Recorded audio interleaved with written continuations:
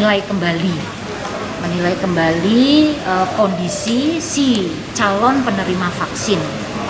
Maka di sana ada 16 item ya. Iya. Ada 16 item yang harus diinformasikan pada petugas kesehatan, pada tenaga medis secara jujur dan benar. Nah, proses inilah nanti yang akan memberikan pengaruh di dalam hasil.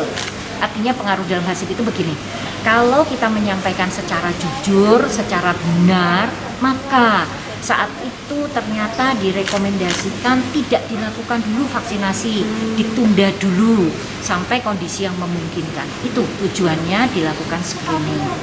Oleh karena itu, yang pertama itu. Yang kedua, juga setelah screening ini kan kemudian pelaksanaan vaksinasi ini tidak kemudian pasien atau penerima vaksinasi ini langsung mundur. Nanti ada masa untuk dievaluasi juga selama 30 menit setelah menerima vaksinasi. Besok pagi itu akan dilaksanakan untuk beberapa tokoh saja sebagai contoh supaya masyarakat itu punya keyakinan tentang vaksin. Lalu yang berikutnya itu akan diteruskan ke tenaga kesehatan. Nah, nanti kalau tenaga kesehatan sudah bisa selesai, yang kurang lebih kita itu kan ada 35 ribuan ya untuk tenaga kesehatan, baru kemudian kepada masyarakat, terutama kepada pelayan publik dulu, kepada pelayan publik. Dan bila nanti sudah datang vaksin yang direkomendasikan untuk lansia, itu juga kelompok lansia juga akan mendapatkan divaksin. Tapi untuk vaksin yang sekarang ini kita terima dari pusat, Sinovac ini belum direkomendasikan untuk anak-anak dan lansia.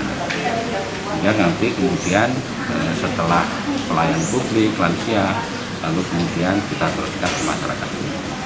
Ya, kalau saya karena ini adalah tugas kita untuk bisa memberikan keyakinan kepada masyarakat, bagi saya juga sudah yakin bahwa vaksin ini akan bermanfaat karena BPOM sendiri juga sudah memberikan rekomendasi bahwa ini bisa dimanfaatkan dan membawa manfaat untuk mereka yang sekarang ini memenuhi persyaratan untuk divaksin.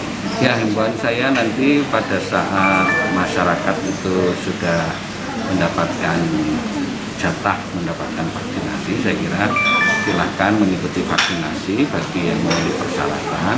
Namun harus diyakinkan bahwa vaksinasi ini tidak boleh kemudian membuat masyarakat lengah, kemudian kendor tidak melaksanakan protokol kesehatan seperti yang selama ini sudah kita lakukan.